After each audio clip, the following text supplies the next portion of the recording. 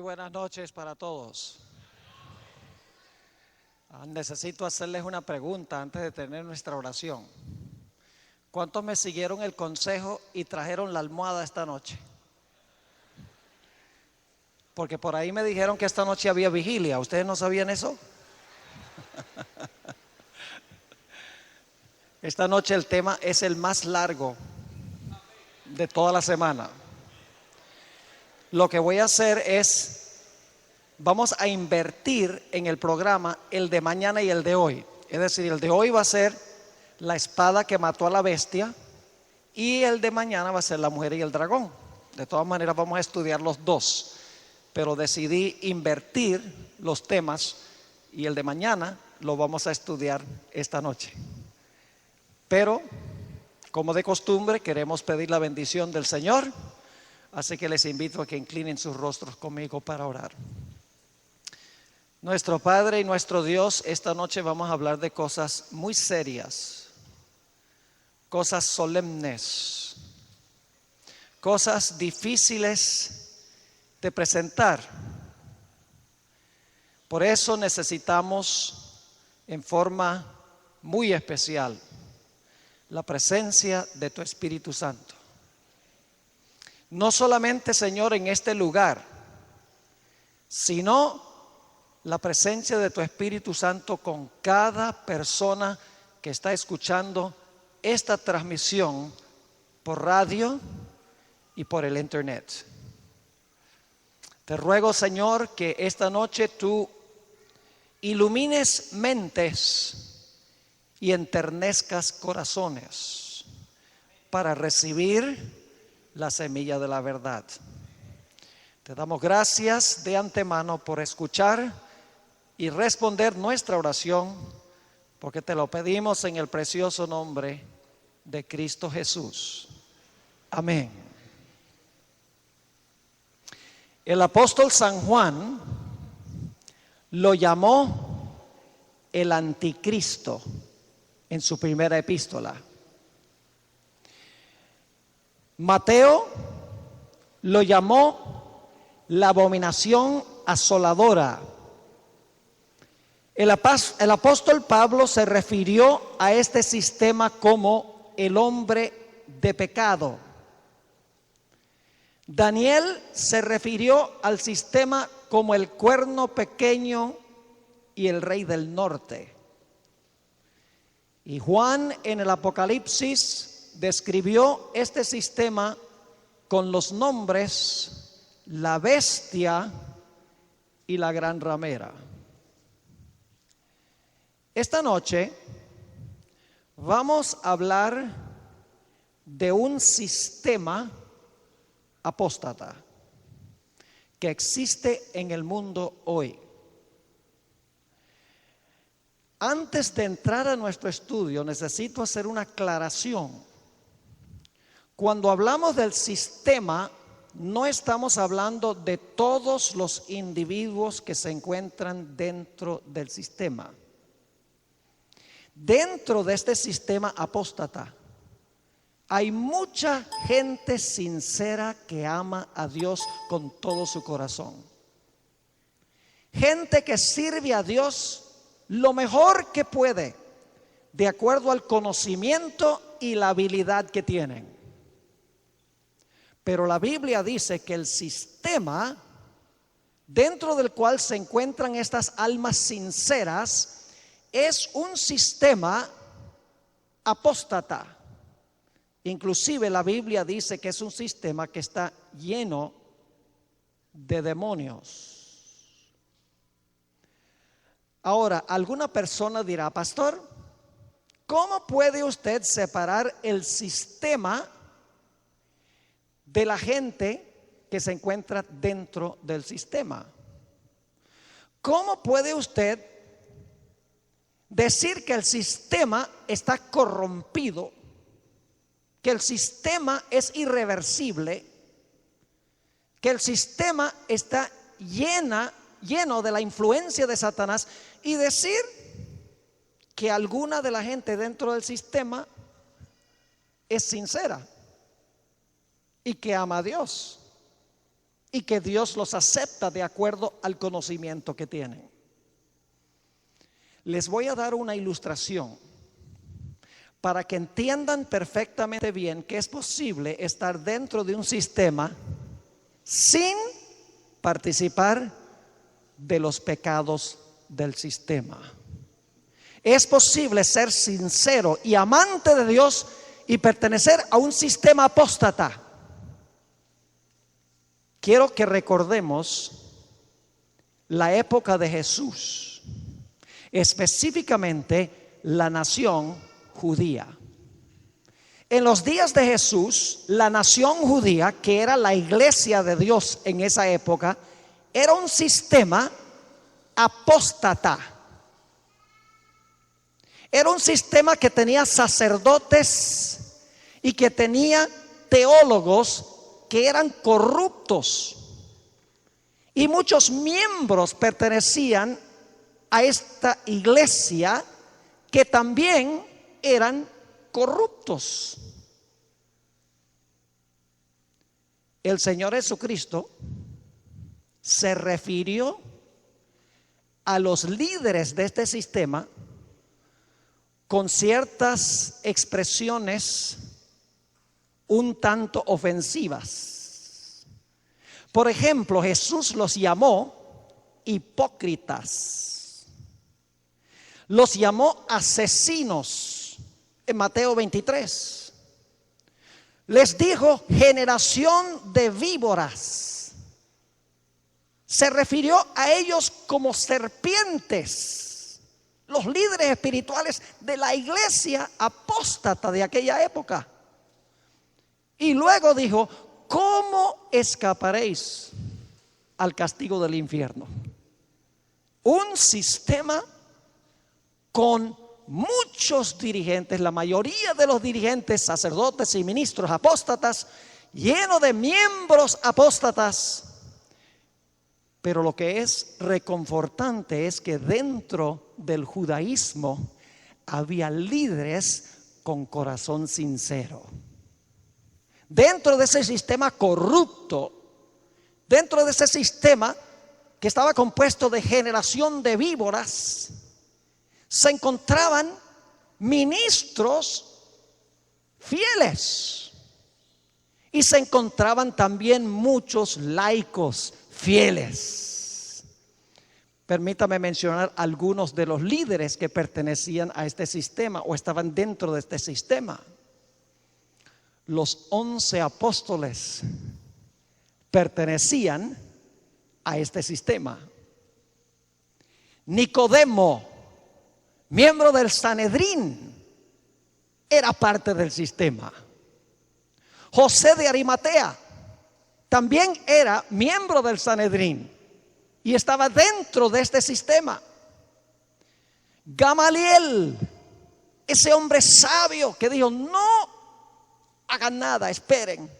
Si esto no es de Dios, se va a desaparecer. Si es de Dios, no lo vamos a poder apagar. Un hombre sincero. Inclusive dentro de este sistema se encontraba Saulo de Tarso. Es decir, el sistema era apóstata e irreversible. Estaba corrupto. Y sin embargo, dentro del sistema había sacerdotes y ministros genuinos que amaban a Dios. Y había también laicos que estaban en el sistema. Por eso nosotros sabemos que en el día del Pentecostés 3,000 personas salieron del sistema apóstata y se unieron a la iglesia cristiana. Por eso dice en Hechos 6 y el versículo 7 que una multitud de sacerdotes y una multitud de personas aceptaron la fe cristiana y se incorporaron a la iglesia que estableció el Señor Jesucristo.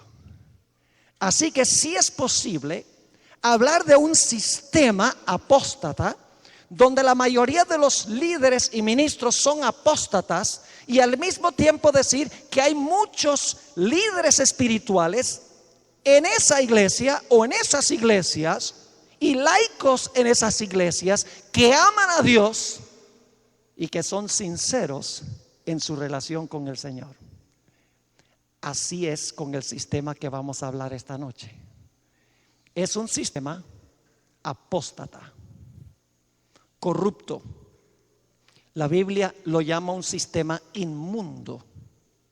Se refiere a este sistema como el hombre de pecado, la ramera, la abominación asoladora, el cuerno pequeño, la bestia, que son nombres no muy positivos.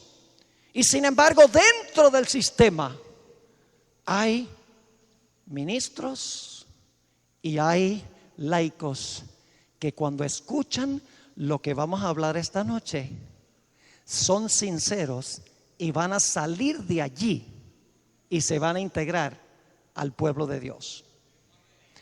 Ahora queremos comenzar nuestro estudio en Daniel, el capítulo 7. Y no vamos a estudiar todo el capítulo porque no tenemos tiempo. Lo que quiero es que repasemos la secuencia de reinos en Daniel 7. Ustedes recuerdan que en Daniel 2 teníamos 4 metales, ¿verdad? Oro, plata, bronce y ¿qué? Y hierro. En Daniel 7 tenemos no metales, sino que tenemos bestias que son paralelas a los metales. La cabeza de oro equivale al león, Babilonia. El pecho y los brazos de plata equivalen al oso, Medo-Persia. El vientre de bronce equivale al leopardo, Grecia.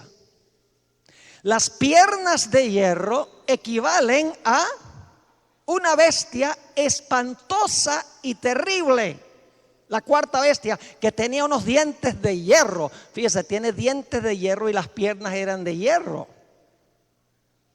Es decir, tenemos aquí Babilonia, Medo-Persia, Grecia y Roma. Ahora quiero enfocarme especialmente en la cuarta bestia, Roma.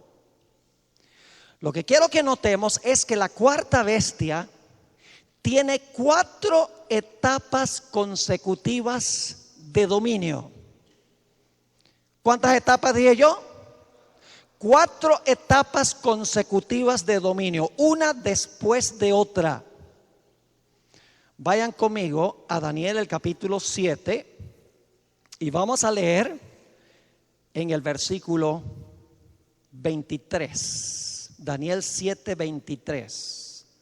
Dijo así: la cuarta bestia será un cuarto reino en la tierra, el cual será diferente de todos los otros reinos, y a toda la tierra devorará, trillará y despedazará. ¿Qué reino representa esa bestia espantosa y terrible? Roma. ¿Qué etapa de Roma? El imperio romano. Primera etapa de la cuarta bestia es el imperio romano. Pero ahora noten que hay una segunda etapa. Noten lo que dice el versículo 24. Y los 10 cuernos significan, porque esta bestia espantosa y terrible tenía 10 cuernos, los 10 cuernos significan, ahora escuchen bien, que de aquel reino, ¿cuál reino? El cuarto. De aquel reino se levantarán 10 reyes o reinos. Pregunta: ¿tiene que existir ya esta bestia terrible por un tiempo antes de que le salen los 10 cuernos? Claro que sí, porque dice: de aquel reino se levantarán 10. Para levantarse los 10 ya el reino tiene que estar. Es decir, la primera etapa de la cuarta bestia es la bestia espantosa y terrible sola. Pero después de un tiempo a esa bestia espantosa y terrible le salen ¿qué? Le salen 10 cuernos. Yo pregunto, ¿los cuernos son romanos? Sí, porque salen de la cabeza de la cuarta bestia, que es Roma. Pero ahora quiero que noten que hay una tercera etapa de esta cuarta bestia. Se encuentra en el versículo 24, la última parte. Leemos desde el comienzo. Los 10 cuernos significan que de aquel reino se levantarán 10 reyes o reinos. Y escuchen bien. Y tras ellos, ¿a qué se refiere la palabra ellos? ¿Y qué significa tras? Después. Y tras ellos se levantará otro, el cual será diferente de los primeros, y a 3 reyes derribará. ¿Cuántas etapas llevamos? Pregunta, ¿el cuerno pequeño es romano? ¿Cómo sabemos eso? Porque sale de la cabeza de la cuarta bestia, que es Roma. Es decir, estas son diferentes etapas ¿de qué imperio? De Roma. Roma sola, Roma dividida en 10 reinos y Roma con un cuerno pequeño. Ahora notemos lo que hizo este cuerno pequeño. Versículo 25 de Daniel 7. Dice que el cuerno pequeño hablará palabras contra el Altísimo. En Apocalipsis vamos a ver que las palabras que habla son blasfemias. Las palabras grandes que habla son blasfemias. Es decir, hablará palabras contra el Altísimo. Y a los santos del Altísimo quebrantará. Va a ser un poder perseguidor de los hijos de Dios. Y fíjense, dice, y pensará en cambiar los tiempos y la ley. Es decir, iba a pensar que podía cambiar la ley de Dios. Y luego dice por cuánto tiempo iba a gobernar. Dice, y serán entregados en su mano hasta tiempo y tiempos y medio tiempo. No tenemos tiempo de mirar todas las características, pero quiero que veamos por unos momentos estas. Habla blasfemias, persigue a los santos, piensa que puede cambiar la ley de Dios. Además de eso, es un poder romano. Sale de Roma, porque sale de la cabeza de la cuarta bestia. Y en quinto lugar, reina por tiempos y la mitad de un tiempo cuando se levanta. Es decir, el imperio gobierna solo, luego el imperio se divide en 10 y luego entre los 10, cuando están allí, se levanta el cuerno pequeño y gobierna 3 tiempos y medio. Ahora, esa es terminología rara, 3 tiempos y medio. ¿Qué podría significar eso? Bueno, en la Biblia, la palabra tiempo, específicamente en Daniel, significa año. ¿Y ustedes cómo sabemos eso, pastor? Porque en Daniel 4, Dios le dijo a Nabucodonosor, 7 tiempos pasarán sobre ti. ¿A qué se refería Dios cuando dijo 7 tiempos pasarán sobre ti? Eran 7 ¿qué? 7 años. Así que 3 tiempos y medio son 3 años y medio. Pero escuchen, en las profecías se aplica el principio de que un día equivale a un año. Entonces lo que hacemos es multiplicar 3,5, 3 años y medio, por 360 días que tiene cada año. Porque el año profético tiene 360 días. Y si usted multiplica 3,5 por ¿cuánto? Si lo multiplica por 360, ¿cuánto es el total? El total son 1260 días. Pero días equivalen ¿a qué? Días equivalen a años. Es decir, este cuerno cuando se levantara iba a gobernar 1260 años, iba a tener una carrera larguísima de más de 1000 años. Una vez que se levantara, durante ese tiempo iba a hablar blasfemias, a perseguir a los santos e iba a pretender que podía cambiar la ley de Dios. E iba a ser un poder romano. Yo quiero decirles que hay un solo sistema en el mundo que cuadra con estas especificaciones. Y es la Iglesia Católica Apostólica Romana. Recuerden que estamos hablando de la organización. Estamos hablando de la entidad. No quiero que ningún católico que esté escuchando por el radio o que esté presente aquí diga: uy, el pastor Bohr nos odia. No. Como les digo, hay muchos sacerdotes sinceros que aman a Dios en la Iglesia Católica. Hay muchos miembros sinceros que aman a Dios, dan su alma al Señor. No conocen estas cosas. Y como sucedió con el apóstol Pedro en el día del Pentecostés, Dios llama a esas personas a salir de este sistema e integrarse al pueblo de Dios. Primera característica es que habla blasfemias contra el Altísimo. ¿Qué es blasfemia según la Biblia? No vamos a leer los versículos, ya ustedes saben. Según la definición bíblica, blasfemia es cuando un mero hombre se dice ser Dios. Y cuando un mero hombre dice que tiene poder para perdonar pecados. Los judíos acusaron a Jesús: este hombre habla blasfemias porque se dice ser Dios. Este hombre habla blasfemias porque dice: tus pecados te son perdonados. Es decir, tenemos que buscar un sistema que dice que tiene el representante de Dios en la tierra y que dice que su sistema tiene poder para perdonar pecados. Y tiene que ser un poder romano. Además de eso, tiene que ser un sistema que durante su historia persiguió a los fieles de Dios.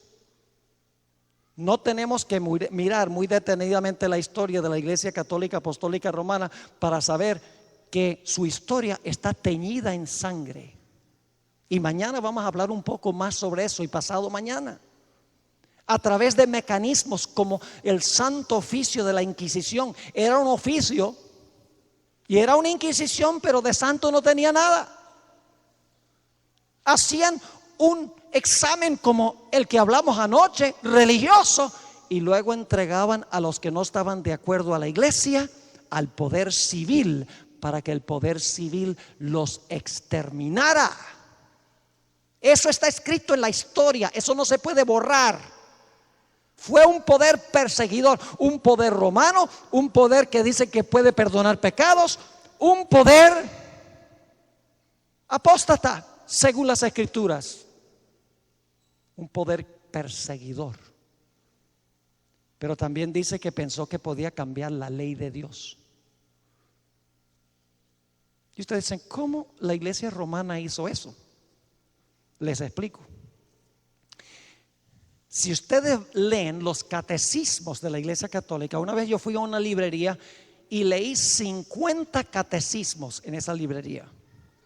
50 diferentes catecismos, que son como estudios bíblicos. Como tenemos la fe de Jesús, 20 pasos a la salvación, tenemos muchos diferentes cursos. Pues en la Iglesia Católica hay muchos que escriben catecismos. Y mi curiosidad era ver qué decían los catecismos en cuanto a los 10 mandamientos. ¿Y saben lo que descubrí? Ni un solo catecismo menciona el segundo mandamiento de la ley de Dios. En la Iglesia Católica aparece el mandamiento que dice: no te harás imagen, no te inclinarás a ellas ni las honrarás. La Biblia Católica lo dice. El segundo mandamiento está en la Biblia Católica, pero cuando van a los catecismos, ese mandamiento no está. ¿Por qué será? Porque la iglesia romana está llena de imágenes ante las cuales la gente se inclina. Pero no solamente eso. Cuando usted saca el segundo mandamiento, usted termina con 9, pero la Biblia dice que son 10. Así que lo que hizo la iglesia romana fue, como sacaron el segundo, lo que hacen es dividir el 10º mandamiento en 2 para terminar con 10. Y dicen, el 9º es: no codiciarás la mujer de tu prójimo, y el 10º: no codiciarás los bienes de tu prójimo. Pero hermanos y hermanas, codicia es codicia. No se necesitan 2 mandamientos para eso. Pero sacando el mandamiento que dice: no harás imagen, no te inclinarás a ellas, tiene que dividir el 10º en 2 para poder terminar con 10. Ese es un aspecto del cambio en la ley de Dios. Pero hay otro. La iglesia romana dice que el día de reposo que debemos guardar es el domingo. Y tengo muchas citas. El año pasado estuve en Punto Fijo y presenté 7 temas sobre el sábado. Uno de esos temas leí cita tras cita tras cita, escritos por teólogos católicos, que dicen: nosotros, nuestra iglesia cambió, usan esa palabra, cambió el día de reposo del sábado al domingo. ¿Qué día dice la Biblia que debemos guardar? El sábado. 6 días trabajarás y harás toda tu obra, mas el 7º día es sábado de Jehová tu Dios. La iglesia romana dice: no, el sábado no. Nuestra iglesia cambió el día de reposo del sábado al domingo por autorización de Dios. Pero yo he estado buscando la autorización y no la consigo.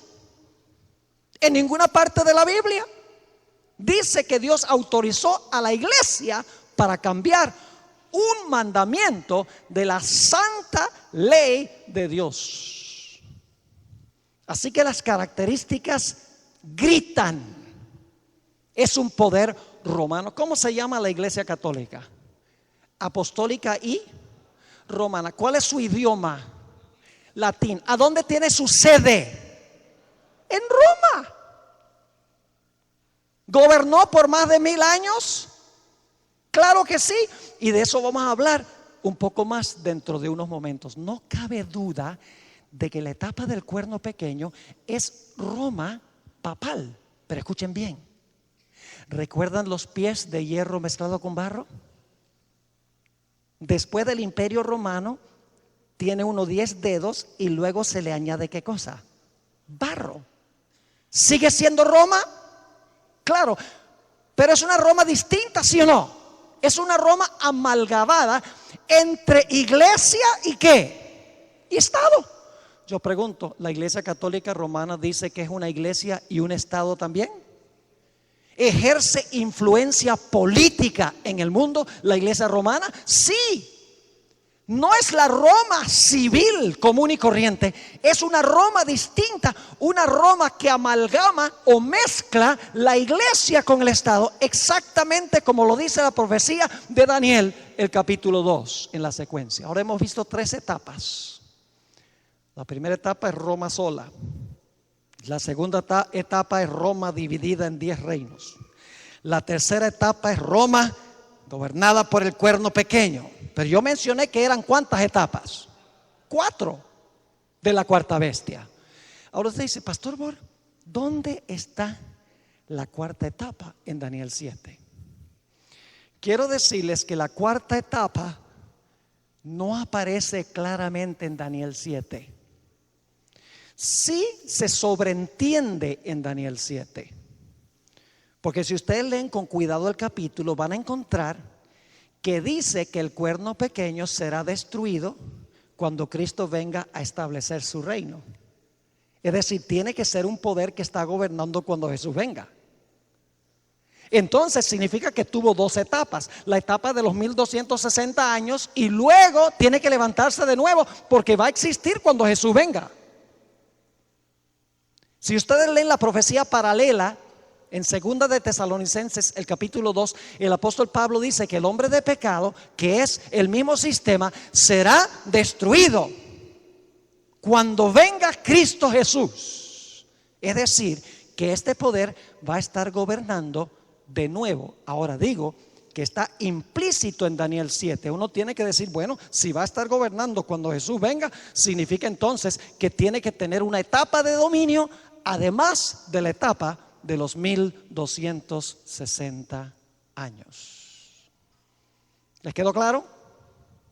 Ahora queremos ir a Apocalipsis 13, que es una profecía paralela. Apocalipsis, el capítulo 13, una profecía paralela. Y vamos a leer los versículos 1 y 2. Inmediatamente ustedes van a ver la conexión con Daniel 7. La conexión es tan clara que no se puede evitar.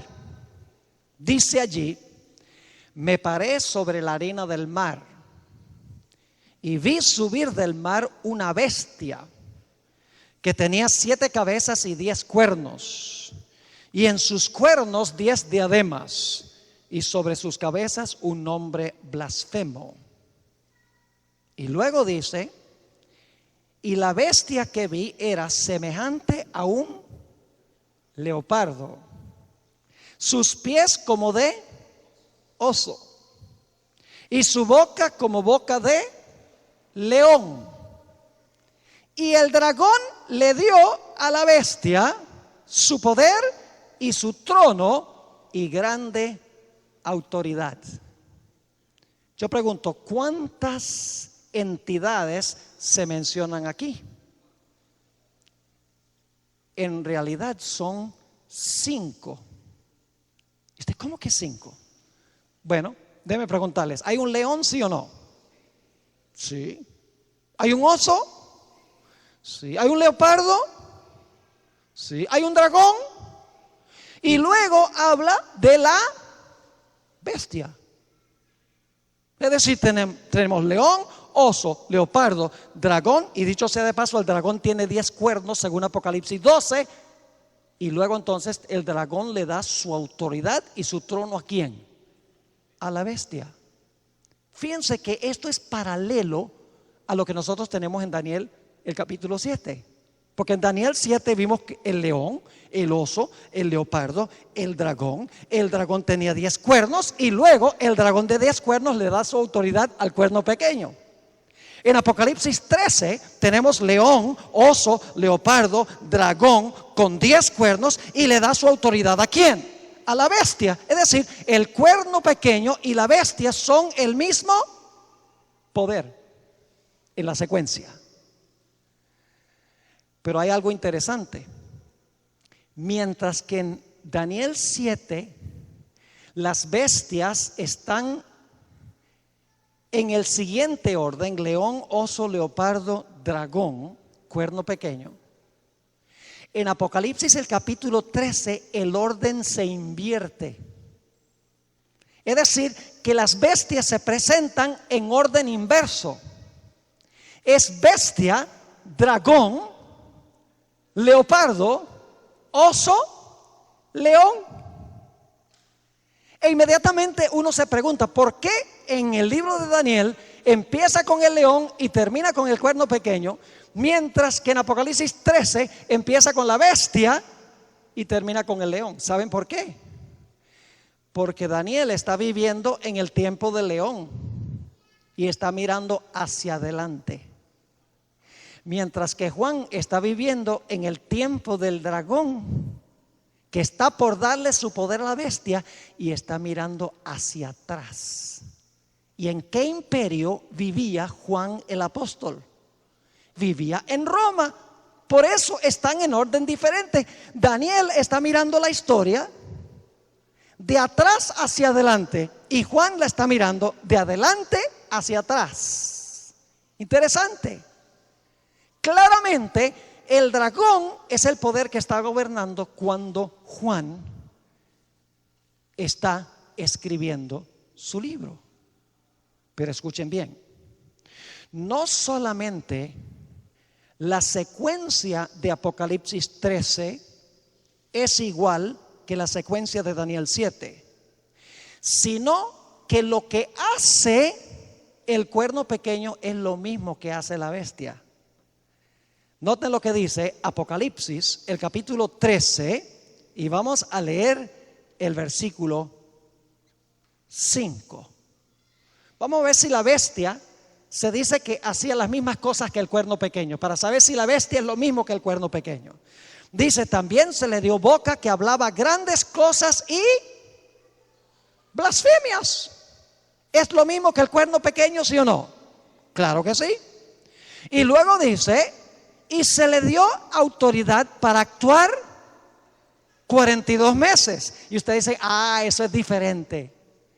Porque en Daniel dice tiempo es la mitad de un tiempo, mientras que aquí dice 42 meses. Es entonces, no puede ser el mismo periodo. Claro que sí es. Y ustedes dicen, ¿cómo así?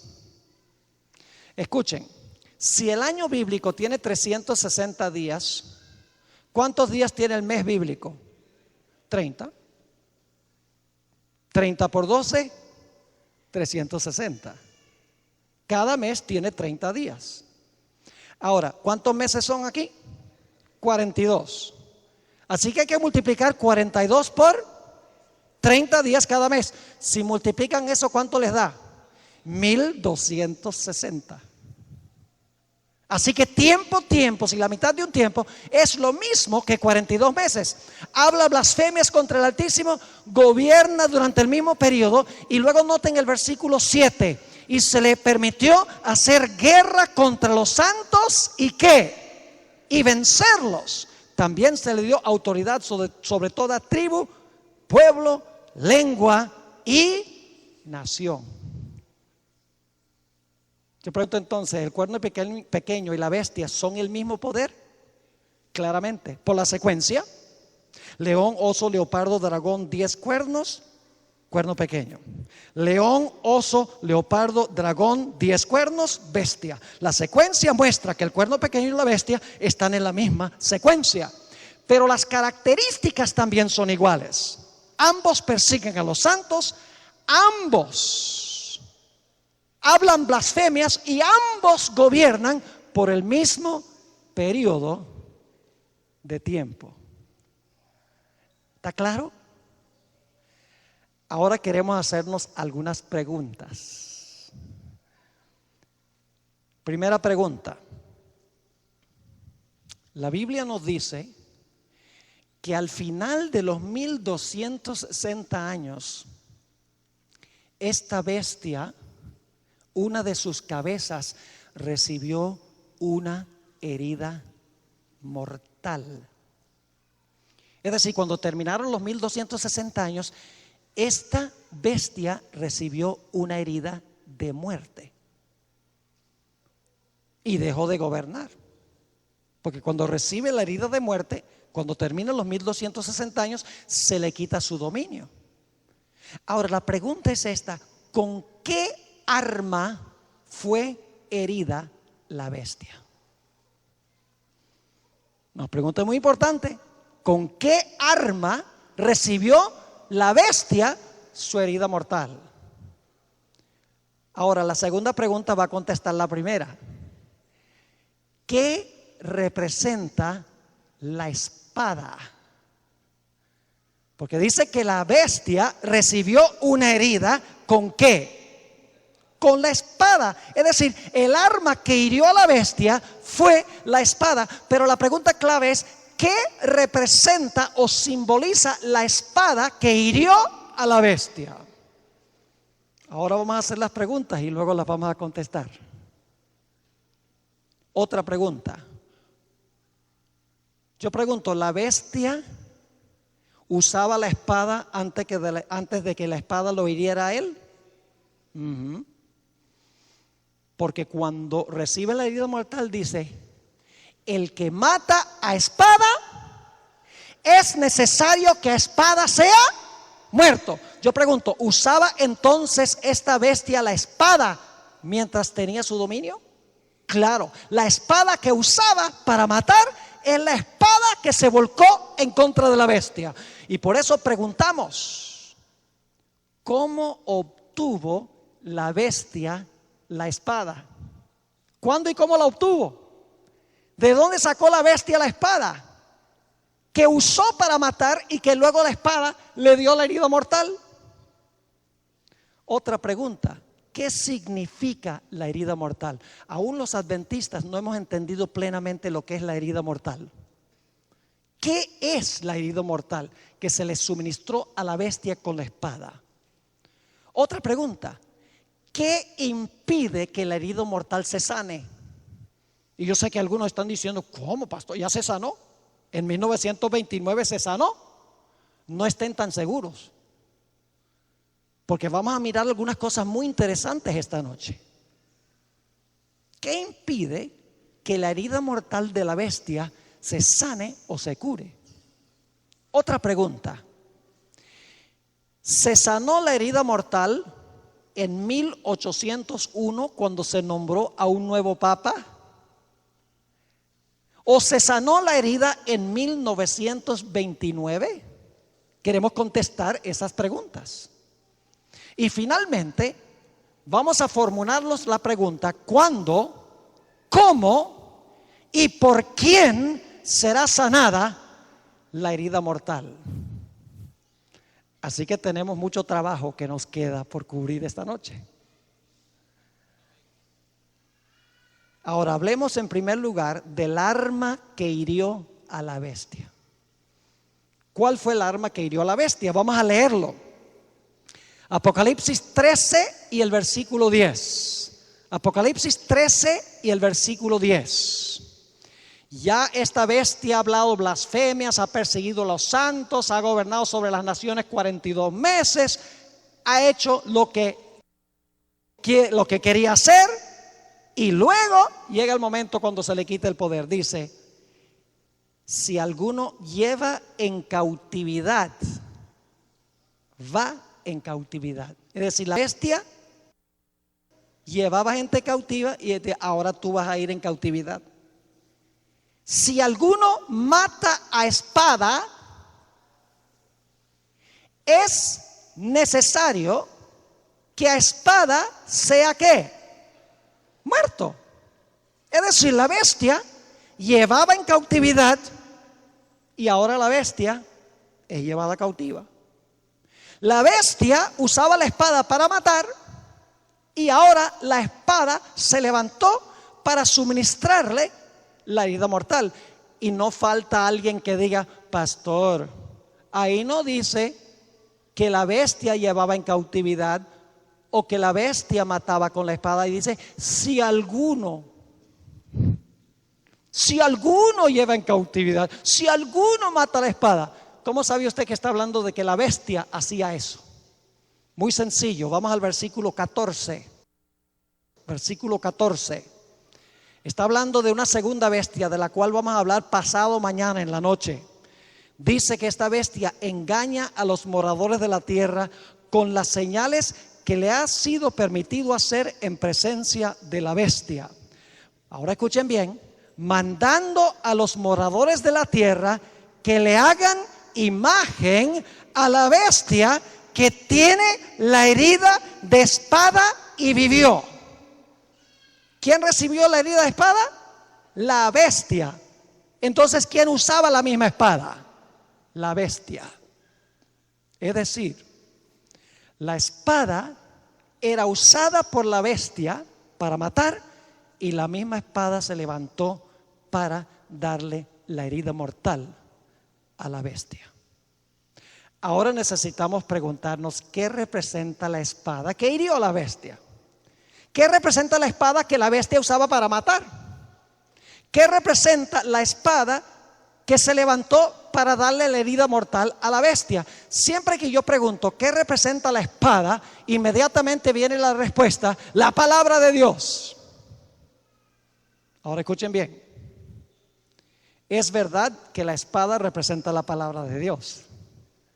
Por ejemplo, en Efesios 6:17 dice: y tomad el yelmo de la salvación y la espada del Espíritu, que es la palabra de Dios.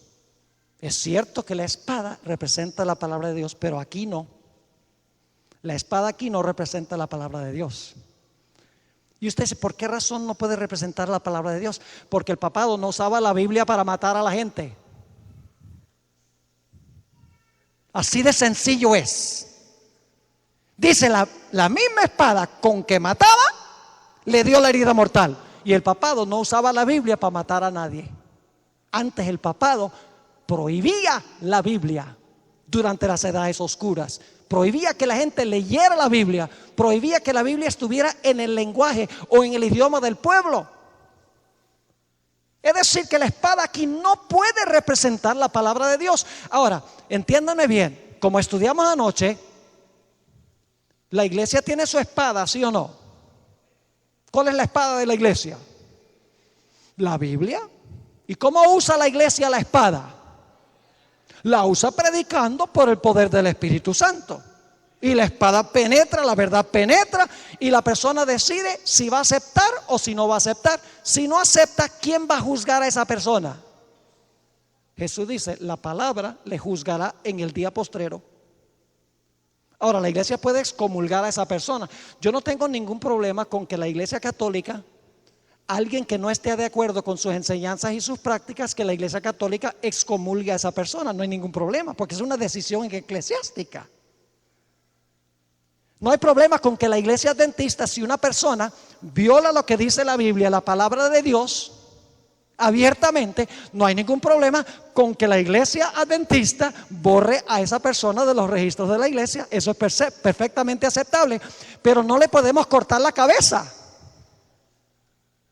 ni podemos decirle al poder civil, mira, este no está de acuerdo con la iglesia, quémalo en la hoguera. La iglesia no puede usar el poder civil para obligar a la gente. La iglesia sí puede excomulgar. Si la persona rechaza, la palabra le va a juzgar en el día postrero. Dios se va a encargar de juzgar a esa persona, no la iglesia usando al poder civil. Es decir, que la espada que hirió a la bestia no puede ser la Biblia, no puede ser la palabra de Dios. Entonces ustedes dicen, bueno, pastor, si la espada que usaba la bestia para matar y la espada que mató a la bestia no es la Biblia o la palabra de Dios, ¿qué podría representar? Escuchen bien, los símbolos en la Biblia son flexibles. No siempre significan lo mismo en todos los contextos. Por ejemplo, ¿qué representa un león en la Biblia? ¿Puede representar a Cristo? ¿Puede representar a Satanás? ¿Puede representar a Babilonia? No siempre león significa lo mismo. Hay que tomar en cuenta el contexto. ¿Qué representa levadura? Levadura, siempre que hago la pregunta, pecado. Y es verdad que representa el pecado, pero no siempre. Porque Jesús dio la parábola de la levadura, a donde se pone la levadura dentro de la masa del pan y el pan crece. Jesús estaba diciendo que el Espíritu Santo, cuando está en la iglesia crece. Es decir, que levadura no siempre significa pecado. Puede significar también el Espíritu Santo obrando en el seno de la iglesia para el crecimiento de la iglesia. Es decir, nada más porque dice que la bestia mataba con la espada y hay un versículo que dice que la espada del Espíritu es la palabra de Dios, entonces decimos la espada es la Biblia. Hay otro pasaje bíblico que nos da otra explicación de lo que es la espada. Vayan conmigo a Romanos 13. Ya ustedes sabían que íbamos ahí, ¿verdad? Romanos 13. Y vamos a empezar nuestra lectura en el versículo 1, para que ustedes vean que hay otro significado de la espada que cuadra mejor en Apocalipsis 13. Dice, sométase toda persona a las autoridades superiores, porque no hay autoridad sino de parte de Dios. ¿Quiénes son las autoridades superiores? El poder civil. Muy bien. Dicho sea de paso, ¿cuál era el poder civil cuando el apóstol Pablo escribió esto? Roma.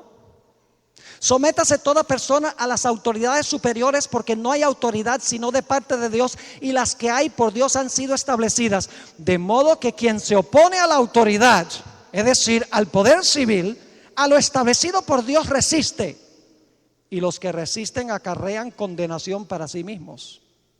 Porque los magistrados, fíjense, gobernantes, los magistrados no están para infundir temor al que hace el bien, sino al malo. ¿Qué clase de mal? ¿El mal de quebrantar el sábado? No. ¿El mal de tener otros dioses? No. ¿El mal de usar el nombre de Dios en vano? No.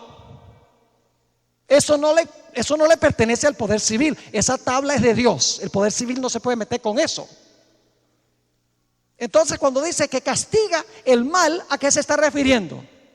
Matar, adulterar, robar, hablar falso testimonio, maltratar a los padres, es decir, lo que pertenece al orden civil. Y luego dice en el versículo 3: porque los magistrados no están para infundir temor al que hace el bien, sino al malo. ¿Quieres pues no temer la autoridad? ¿Quieres no temer al poder civil? Haz lo bueno y tendrás alabanza de ella, porque es servidor de Dios para tu bien. Ahora escuchen bien: pero si haces lo malo, teme, porque no en vano lleva la espada. ¿Quién lleva la espada? El poder civil lleva la espada. Cuando una persona desobedece el código civil, ¿se le imponen castigos, sí o no? Claro que sí. La espada es el poder que tiene el poder civil para imponer castigos a los que violan la ley civil. La espada es la capacidad del poder civil para castigar violaciones de las leyes legítimas de la nación. Es decir, la espada representa la habilidad que tiene el poder civil para castigar personas que violan el código civil. Ahora yo pregunto: ¿estableció Dios el gobierno civil? Aquí dice, es ministro de Dios, dice aquí. Jesús le dijo a Pilato: tú no tendrías ningún poder, al menos que te hubiera sido dado ¿dónde? De arriba. Es decir, tú estás gobernando porque Dios te puso para gobernar en asuntos civiles. Y Pilato entendía eso, como estudiamos anoche. Yo pregunto, ¿estableció Jesús también otro reino, el reino de la iglesia? Sí, dijo: sobre esta roca edificaré ¿qué? Edificaré mi iglesia. Es decir, Dios ha colocado el poder civil y ha colocado la iglesia o el poder religioso, pero no los ha colocado para estar juntos o revueltos. Los ha colocado para gobernar cada uno dentro de su esfera. El gobierno en asuntos civiles y la iglesia en asuntos religiosos. Y lo interesante es que en la época cuando escribió Pablo, la espada estaba en las manos del imperio romano. Ahora hablemos un poquito más de este asunto de las dos espadas. Un corto repaso de lo que estudiamos anoche, porque puede haber gente aquí nueva que no vino anoche. ¿Ustedes recuerdan cuando vinieron a arrestar a Jesús al huerto del Getsemaní? Pedro, quien supuestamente fue el primer papa,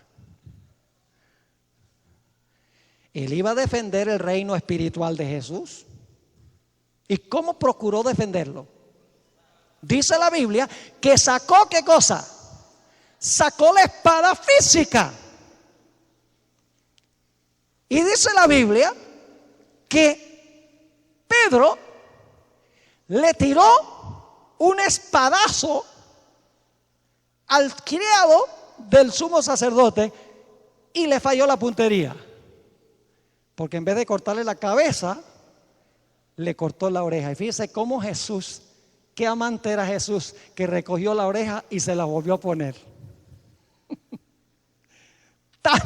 Tanto pesar que tenía Jesús, tanta angustia que tenía, y se preocupó por volverle a poner la oreja. Qué gran personaje era Jesús, y es Jesús.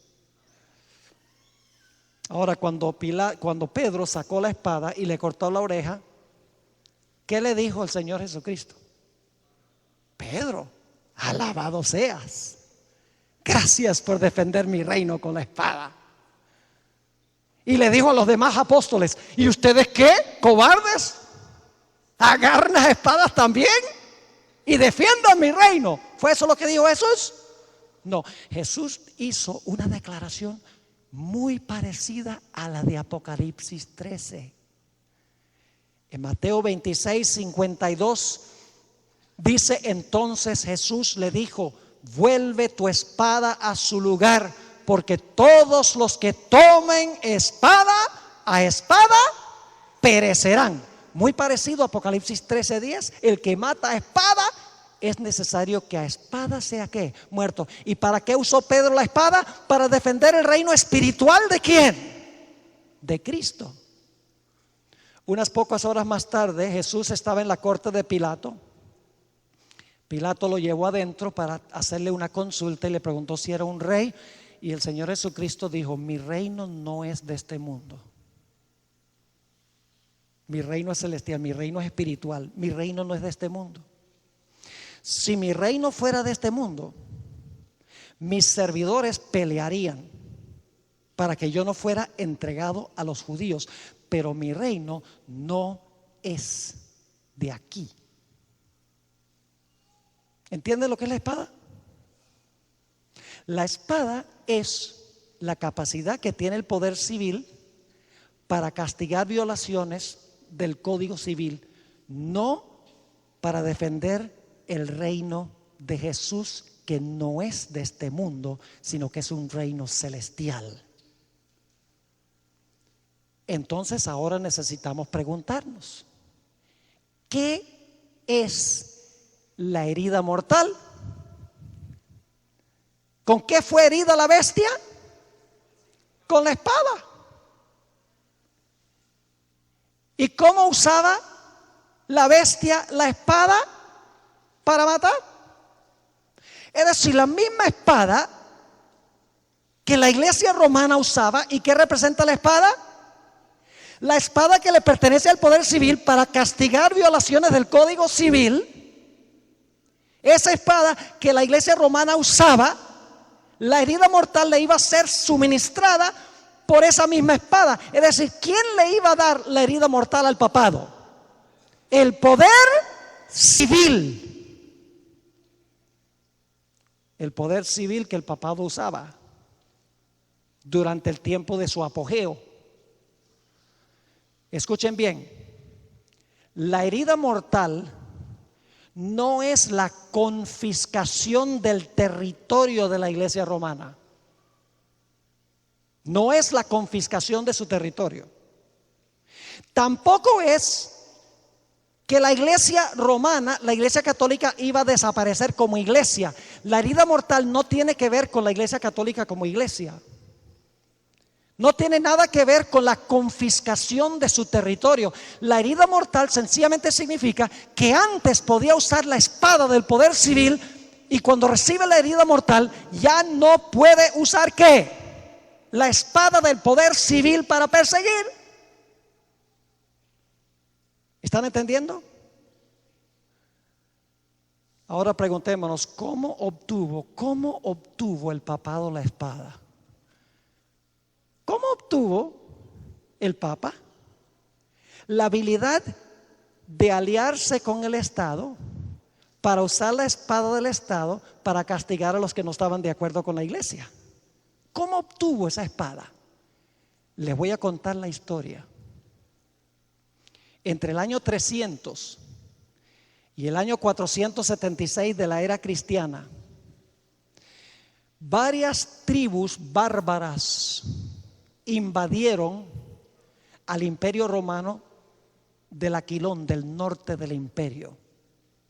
Estas tribus empezaron a parcelarse, empezaron a dividirse lo que había sido antes el imperio romano. Cada uno se agarró un trozo del imperio romano. El resultado hoy es que tenemos varios diferentes países en Europa, ¿verdad que sí? Cada uno con su idioma, cada uno con su cultura, cada uno con su propia idiosincrasia. No es como cuando existía Roma, que era un reino unido. No, cuando las tribus bárbaras invadieron, los anglosajones y los suevos y los visigodos y otras tribus invadieron, se dividieron lo que había sido el imperio romano. Y escuchen bien, como resultado de las invasiones de las tribus bárbaras, el imperio se desmoronó.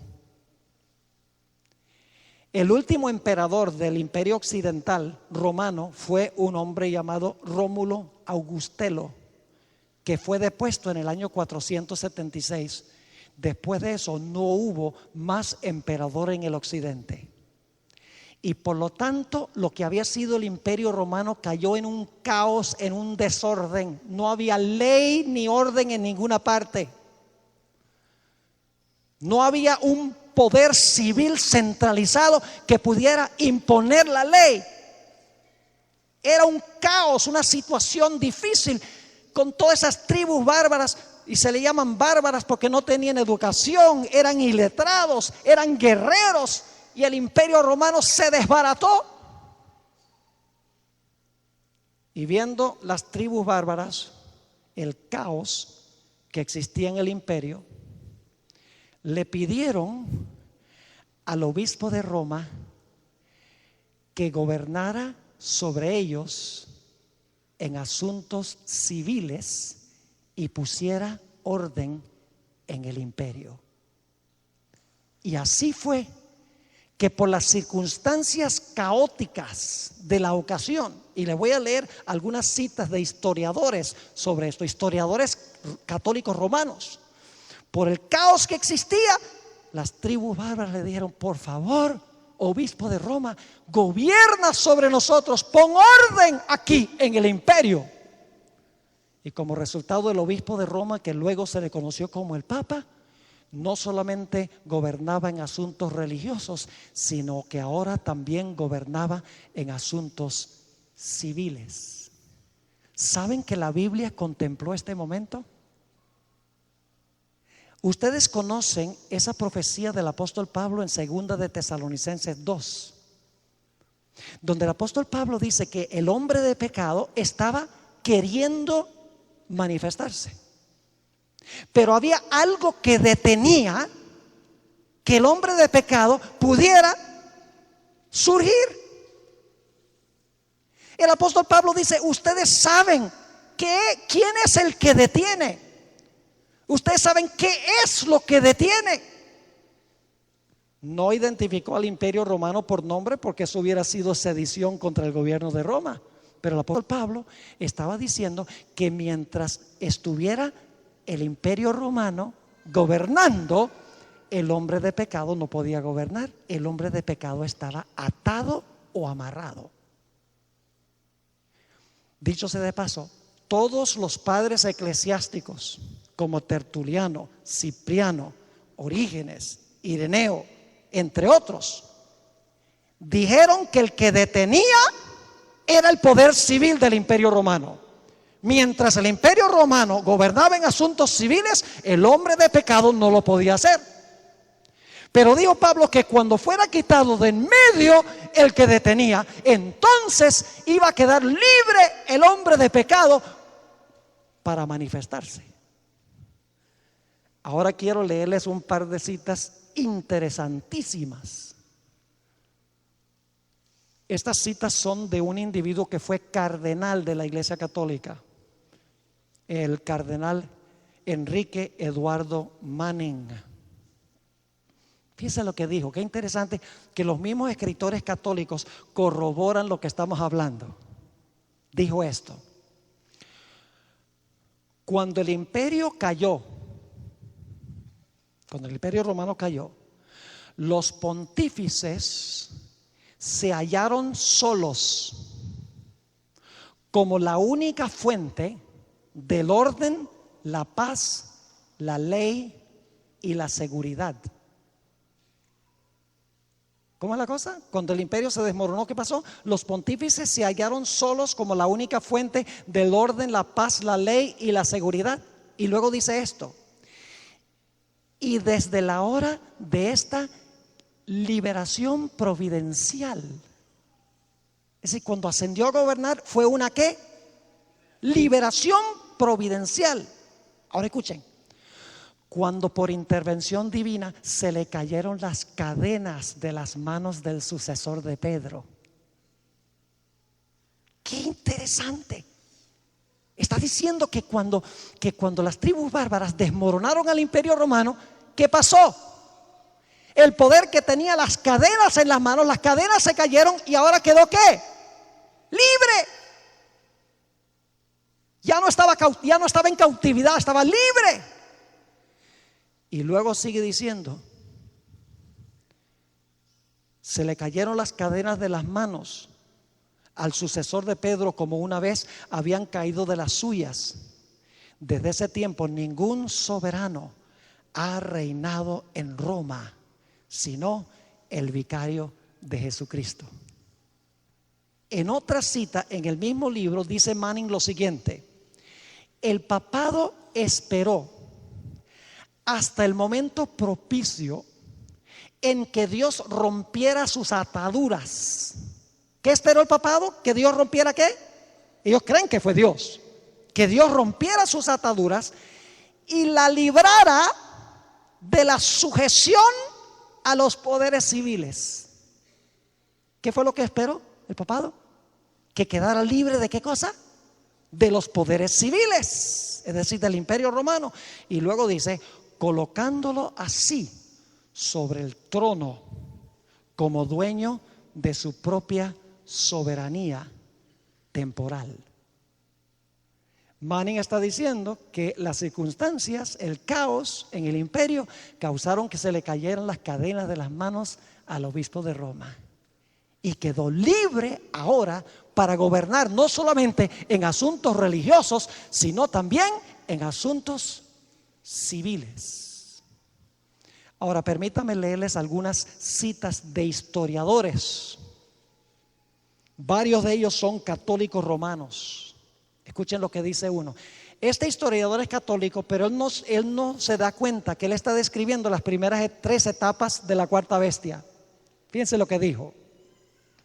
Hace mucho tiempo, cuando por causa de la negligencia de los emperadores del occidente, Roma se vio a la misericordia de las tribus bárbaras, los romanos apelaron a un personaje para que les proporcionara ayuda y protección y le pidieron que gobernara sobre ellos.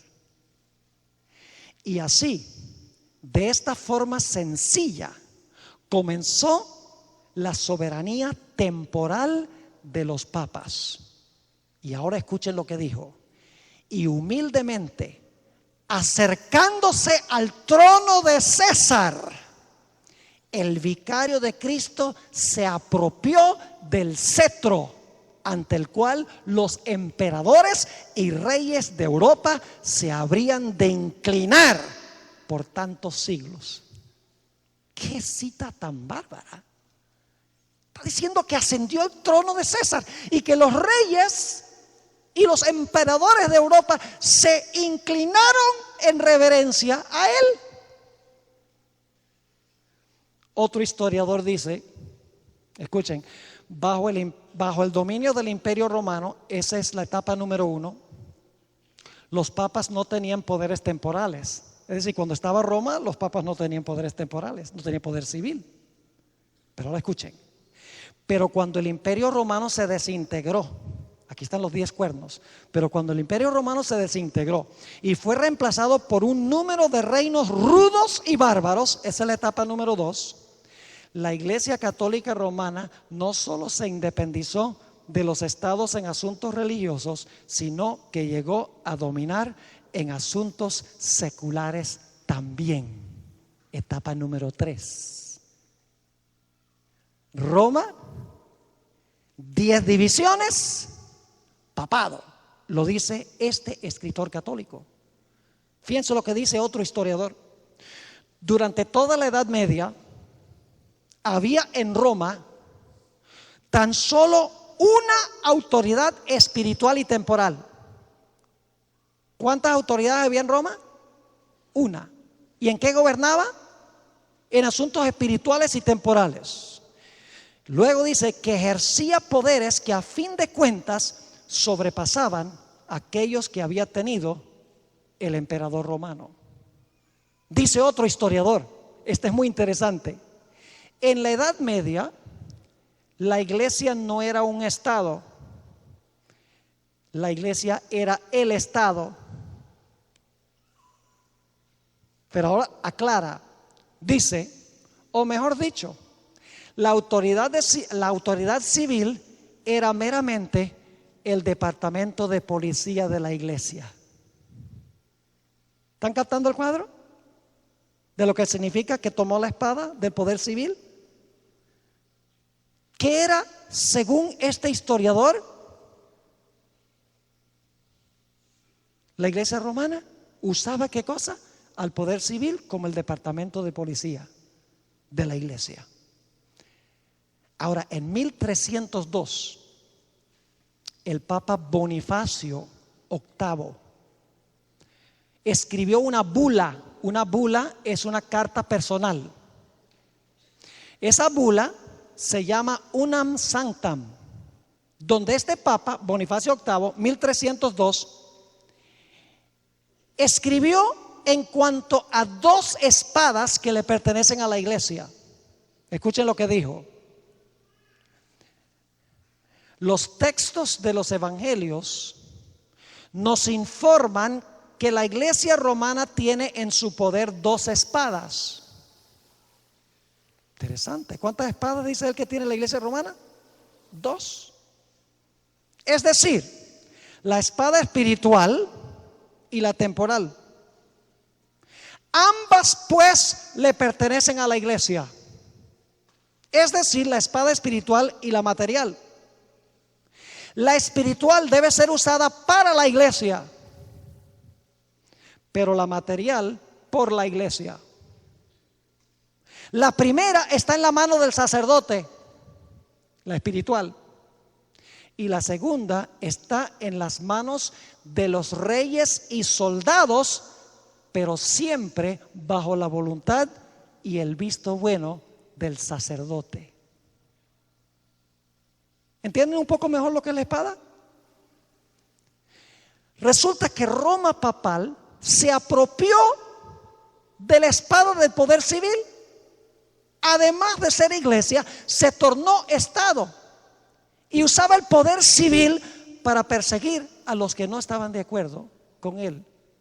Como dice, perseguía y mataba a los santos de Dios con la espada del poder civil, porque la gente no estaba de acuerdo con las prácticas y las enseñanzas de la iglesia. Pero la Biblia nos dice que esta espada que usaba la bestia es la misma espada que se iba a volcar en contra de este sistema. Es decir, el poder civil se le iba a volcar en contra. Y la espada que usaba la iglesia para perseguir a los santos ahora se iba a levantar para acabar con este sistema. Y no es coincidencia que en el año 1798, febrero de 1798, el 12 de febrero más específicamente, el Papa Pío VI estaba celebrando el aniversario de su ascensión al trono en la Capilla Sistina. Y en esos momentos entró el general Berthier, general de las tropas de Napoleón Bonaparte. Y según los historiadores de la época, entraron, bajaron al Papa de su trono, el gobierno francés, le quitaron los anillos de la mano, le quitaron la triple corona de su cabeza y le dijeron: tu dominio ha terminado. Y lo más irónico es que Francia se conoce como la hija mayor del papado, porque fue en el año 508 que Clodoveo por primera vez le dio poder civil a la iglesia romana, cuando le dio las llaves de las ciudades de Francia. Es decir, y Francia era una de las peores perseguidores del pueblo de Dios. Y ahora Francia dice: ya no vas a usar más la espada. Y el gobierno francés depuso al Papa. Y el Papa murió en exilio en Francia en 1799. Y Napoleón Bonaparte dijo: no vamos a permitir que se elija otro papa. Ahora, escuchen bien. La herida mortal no significa que iba a desaparecer la iglesia católica como iglesia. porque como iglesia siguió existiendo. Lo que no tenía ahora era la habilidad de usar ¿qué cosa? El poder civil o la espada. La herida mortal significa que el papado ya no puede usar más al poder civil. Se le quita la espada de la mano y la espada se volcó en contra de este sistema. Ahora quiero leerles algunas citas de historiadores sobre lo que pasó en 1798. Estos no son adventistas. Un historiador dice: el papado estaba extinto. No quedaba ni un vestigio de su existencia. Ahora escuchen, la palabra papado no se refiere a la Iglesia Católica como iglesia. La palabra papado se refiere a la Iglesia Romana como un poder que entremezcla el poder civil y el poder religioso. Esa es la palabra papado. Así que cuando dice aquí el historiador, el papado estaba extinto, no dice que la iglesia romana como iglesia estaba extinto, porque todavía continuó funcionando la iglesia católica. Lo que está diciendo es que ya no era una amalgamación político-religiosa. Sigue diciendo, no quedaba ni un vestigio de su existencia. Y entre todos los países católicos romanos de Europa, escuchen bien, ninguno levantó un solo dedo para defenderlo. Es más, los historiadores dicen que los otros países de Europa dijeron: aleluya, gloria a Dios, nos libramos. Y empezaron a establecer gobiernos democráticos, gobiernos seculares, separados de la iglesia, con libertad civil y libertad religiosa. Así que sigue diciendo, y entre todos los poderes católicos romanos de Europa, ninguno levantó un solo dedo para defenderlo. Y luego dice, la ciudad eterna ya no tenía príncipe ni pontífice.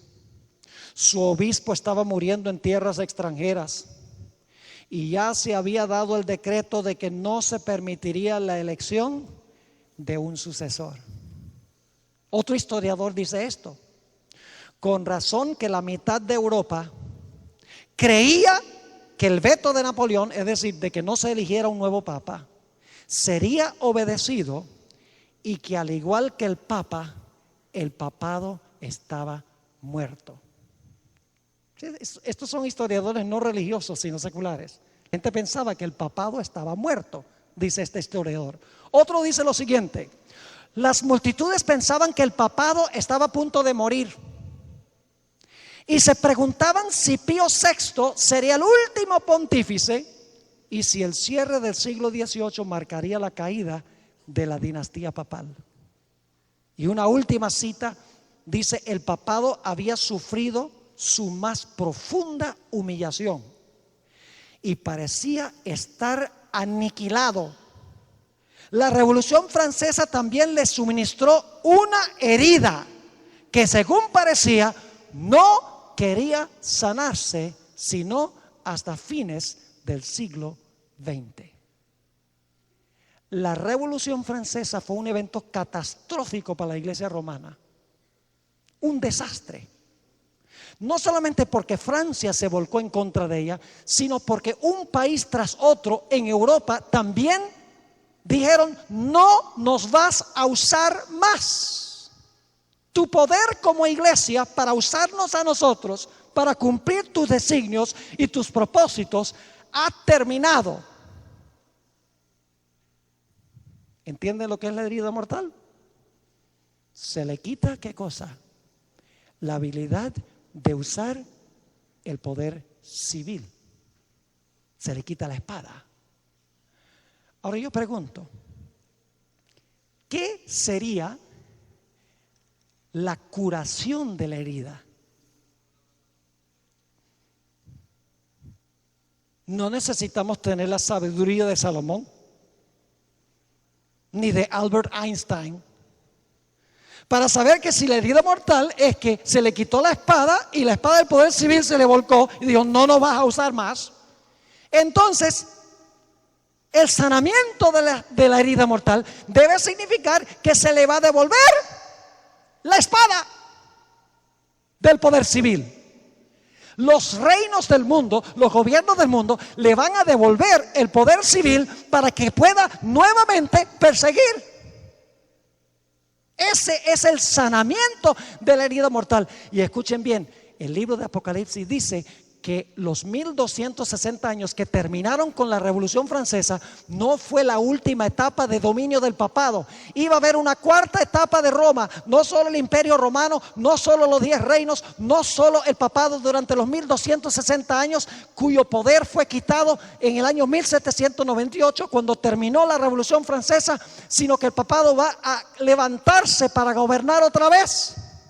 Porque dice en Apocalipsis 13 y el versículo 3, vi una de sus cabezas como herida de muerte, pero la herida mortal fue sanada. ¿Qué es el sanamiento de la herida? Pues la espada le dio la herida y se le quitó la espada. El sanamiento tiene que significar que la espada se le va a devolver. Dice, pero su herida mortal fue sanada. Y se maravilló toda la tierra en pos de la bestia.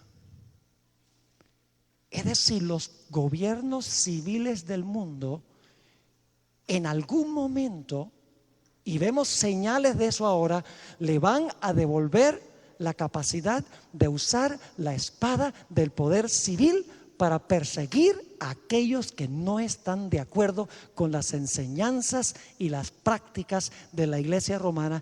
Entre esas prácticas está la observancia del domingo como día de reposo. Ahora hagámonos rápidamente un par de preguntas. En 1801 se nombró un nuevo papa. Y algunos dicen, ve, la herida se sanó. Napoleón dijo no más papas y entonces Napoleón permitió que se eligiera otro papa. ¿Y por qué Napoleón permitió que se eligiera otro papa? Fíjense lo que dice este historiador. Ya que la vasta mayoría de los habitantes de Francia no conocían otra forma de religión que la romana, Napoleón pensó que debía ser la religión establecida del país. Así fue que inició negociaciones con el Papa y estas dieron como resultado el Concordato de julio de 1801, en el cual la religión católica romana se estableció de nuevo en Francia. También permitió que Pío conservara su principado italiano. Es decir, se nombró un nuevo Papa. ¿Por qué no creemos que la herida mortal se sanó en 1801? Hay varias razones. En primer lugar, como vamos a estudiar mañana y pasado mañana, la profecía dice que la nación que le va a devolver la espada al papado es los Estados Unidos. Esa es la nación que le va a sanar la herida, que le va a devolver la espada del poder civil. No Francia, que Francia fue la que dijo, puede haber otro papa, pero según la profecía no es Francia la que va a sanar la herida mortal. Además de eso, aunque había un nuevo papa, ningún país de Europa quería nada que ver con él. Además de eso,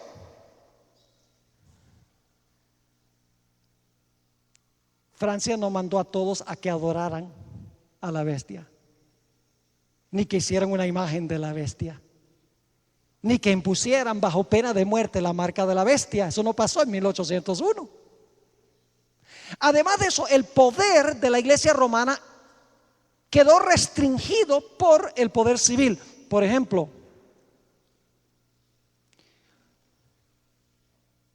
el gobierno francés elegía a los obispos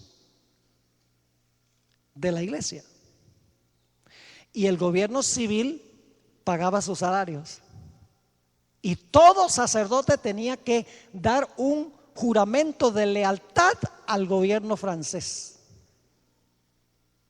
Es decir, que el papado no se sanó en el año 1801. Ahora, un hecho poco desconocido por los adventistas es que el papado recibió una segunda herida mortal en 1870. Y necesito cubrir este punto porque es muy importante. En 1870, Italia era un país que se componía de muchos mini países que se conocían como los estados papales. Cada una de esas regiones era independiente, era un país independiente, es decir, Italia tenía un montón de pequeños países, todos bajo el dominio del papado. Pero en el año 1870, Víctor Emanuel II, el emperador de Italia, unificó a Italia. Le confiscó todos los estados papales y dijo: ya no va a haber esta cantidad de pequeños países en Italia. Ahora Italia va a ser un país unido, un solo país. ¿Y saben lo que hicieron los papas?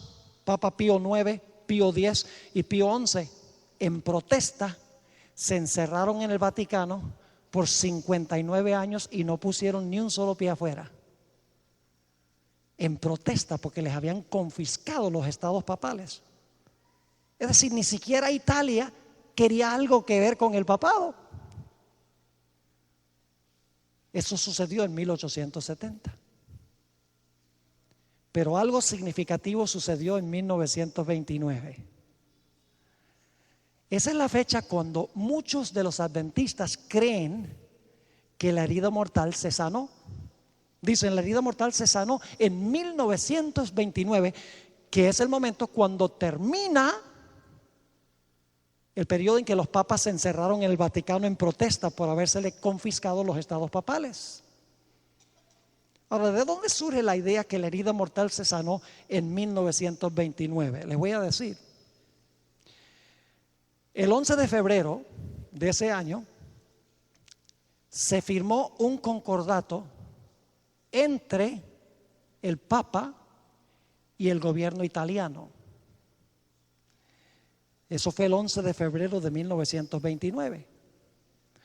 Lo interesante es leer el titular de ese artículo, un artículo que apareció en la Crónica de San Francisco, que es un periódico en la ciudad de San Francisco, en los Estados Unidos, que apareció el 11 de febrero de 1929. El titular decía, y de aquí sacan los adventistas la idea de que se sanó la herida en 1929, el titular dice: el Vaticano nuevamente en paz con Italia después de una larga lucha.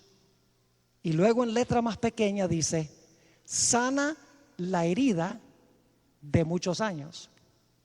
Y enseguida los adventistas leyeron eso en el periódico y: sana la herida de muchos años. Ahí está, se sana la herida. Su herida mortal fue sanada. Y luego el artículo en el periódico decía lo siguiente: el problema romano, tienen que entender que el problema romano es el hecho de que se le confiscaron los estados papales en 1870. Dice: el problema romano es asunto del pasado y el Vaticano está en paz con Italia. Esto se logró formalmente hoy, dice el periódico, cuando dos notables plenipotenciarios, el cardenal Gaspari, representando al Papa Pío XI, y el premier Mussolini, en representación del rey Víctor Emanuel III, intercambiaron firmas en el histórico Palacio de San Juan Letrán. Es decir, ahora había paz entre el gobierno italiano y el papado. Y luego dice en la última parte del artículo: al colocar sus firmas sobre el memorable documento, escuchen bien, se vio gran cordialidad de ambas partes. Escuchen. Se mostró cordialidad, gran cordialidad de ambas partes, sanando así la herida que ha estado sin sanarse desde 1870. ¿Cuál herida fue la que se sanó en 1929? No la de 1798. ¿La de cuándo? 1870. Y muchos evangelistas adventistas ponen esta cita y le dejan la última parte donde dice desde 1870, no la ponen. Es decir, este concordato de 1929 no tenía que ver con la herida mortal de 1798, tuvo que ver con la herida mortal que le fue dada en 1870 cuando se confiscaron los territorios papales. Es la herida mortal distinta que lo que generalmente piensan los adventistas. Además de eso, la Biblia dice que la herida mortal iba a ser sanada por los Estados Unidos, no por Italia. Además de eso, en 1929 no se maravilló toda la tierra en pos de la bestia, ni se hizo una imagen de la bestia, ni se impuso tampoco la marca de la bestia, ni se maravilló todo el mundo en pos de la bestia. Es decir, que en 1929 no se sanó la herida, pero yo creo que fue un evento significativo que iba a ayudar a sanar la herida. No es que no sea un evento importante. Ahora, si la herida no se sanó en 1929, porque fue Italia la que le devolvió el Vaticano, y no Estados Unidos, como dice la Biblia, que la segunda bestia de la tierra es la que le va a prestar el poder civil al papado. Entonces surge la pregunta, ¿por qué no se ha sanado la herida mortal todavía? Quiero leerles una cita, ya estamos llegando al fin. Quiero leerles una cita de un hombre llamado Malaquías Martín. ¿Han oído hablar de Malaquías Martín? Escribió el libro Las llaves de esta sangre. Esto lo escribió en 1986. No se distraigan, esto es importante. 1986. Dice Malaquías Martín lo siguiente. 1986 está escribiendo: por 1500 años y más, Roma había mantenido un dominio con mano fuerte sobre cada comunidad local del mundo. ¿Qué había hecho por 1000 años o más? Había mantenido un dominio con mano fuerte. ¿Dónde? En cada comunidad local del mundo. Y ahora escuchen lo que dice: en gran medida, y admitiendo algunas excepciones, ese era el punto de vista romano. ¿Cuál era el punto de vista romano? Gobernar con mano fuerte en cada comunidad del mundo. Dice, ese era el punto de vista romano. Ahora viene la parte clave. Hasta que 200 años de inactividad le fueran impuestos al papado por los grandes poderes seculares del mundo. ¿Quiénes le impusieron el periodo de inactividad por 200 años? Los grandes poderes seculares del mundo, que son los poderes ¿qué? Civiles. Ahora, aquí viene lo maravilloso. Malaquías Martín nos está ayudando mucho aquí, porque nosotros siempre hemos dicho que el papado recibió su herida mortal y no ha podido dominar de nuevo porque recibió la herida mortal en la Revolución Francesa. Si ustedes van de 1986, 200 años atrás, ustedes llegan a 1786, 3 años antes que comenzara la Revolución Francesa. Es decir, Malaquías Martín está diciendo que el periodo de inactividad, los últimos 200 años, desde 1798 hasta 1986, cuando él está escribiendo, fueron impuestos o fue impuesta por los grandes poderes seculares del mundo. Es decir, el poder civil no se dejó usar. Pero escuchen lo que dijo Elena White. Más de 100 años antes de Malaquías Martín, El conflicto de los siglos, página 620. Dice ella: derróguense. ¿Qué significa la palabra derróguense? Quítense o retírense. Dice: quítense las medidas restrictivas.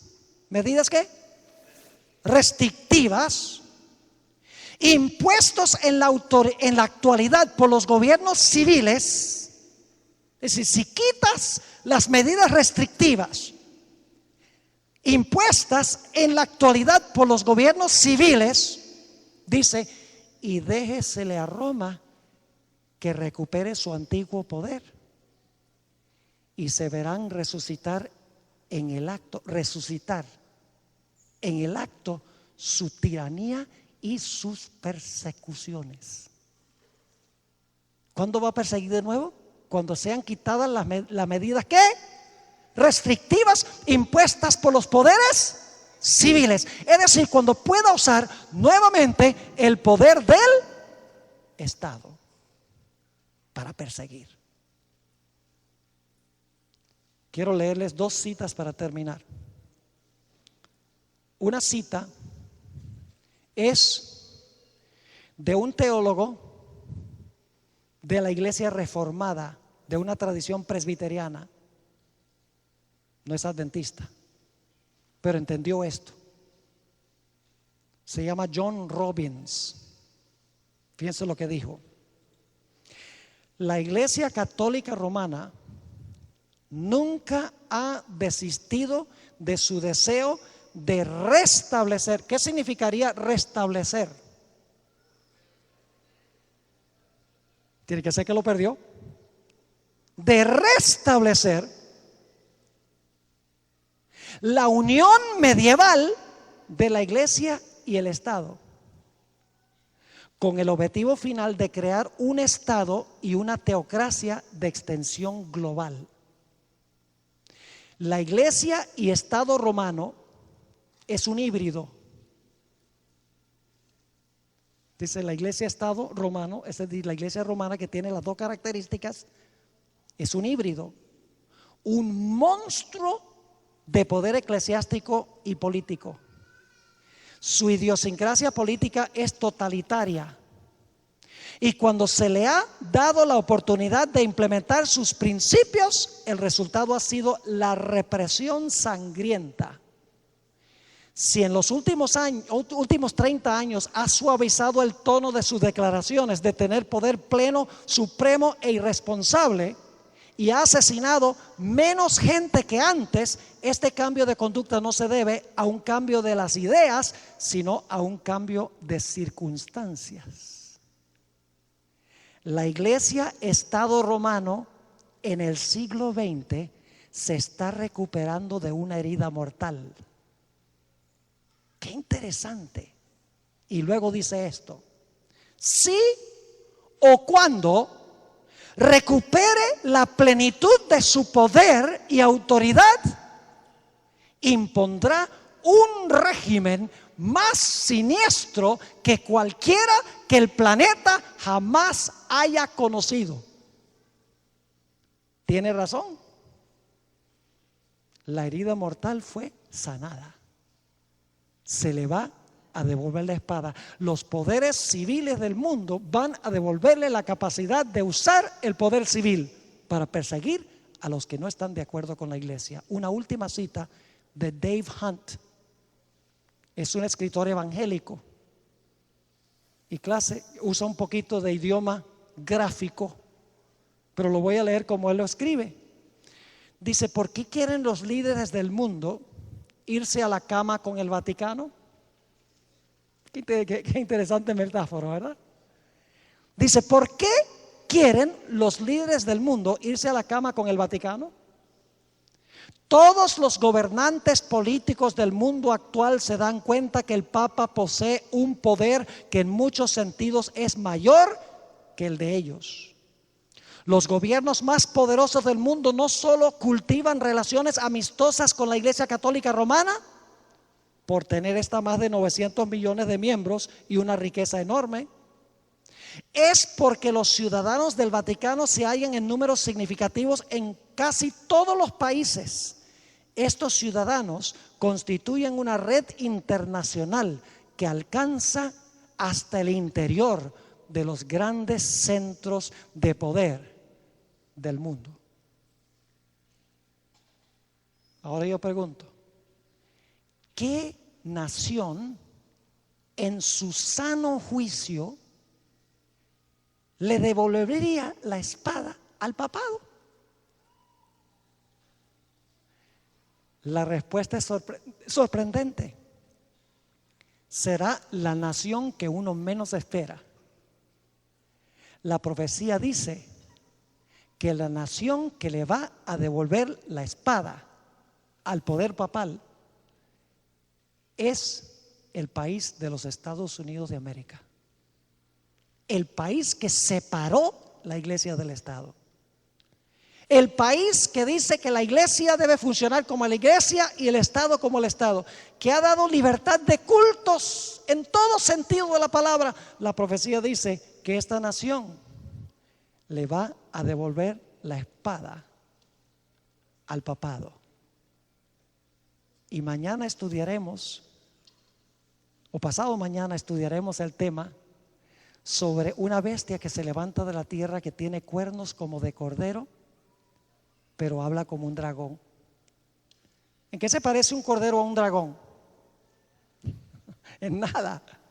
Y sin embargo aquí tenemos una bestia que profesa tener dos cuernos como de cordero, pero al mismo tiempo habla como un dragón. Mis hermanos y hermanas, nosotros estamos viendo hoy en día la recuperación de este poder. Cuando uno mira, por ejemplo, que en los Estados Unidos el Papa fue invitado para estar en la Casa Blanca, y cuando vemos que en el funeral de Juan Pablo II 5 representantes de los Estados Unidos fueron y se inclinaron ante el cuerpo muerto de Juan Pablo II, ciertamente estamos cerca de que se cumpla esta profecía. Nosotros debemos hacerle saber al mundo estas cosas para que el mundo pueda tomar una decisión para estar de parte de Dios. Oremos. Padre, te damos gracias por la claridad de las profecías. Te damos gracias porque no tenemos que adivinar, no tenemos que imaginarnos. Cuando estudiamos con disciplina, las profecías se explican ellas solas. Te ruego, Señor, que tú bendigas a todos aquellos que han escuchado aquí en este recinto y los que han escuchado a través del radio. Este ha sido un tema fuerte, un tema directo, pero es la verdad, Señor. Enternece los corazones y abre mentes para que la gente pueda aceptar la verdad como es en Jesús, y que puedan salir de este sistema y unirse a tu pueblo. Gracias, Padre, por haber estado con nosotros, y gracias por escuchar nuestra oración, porque te lo pedimos en el nombre de Jesús.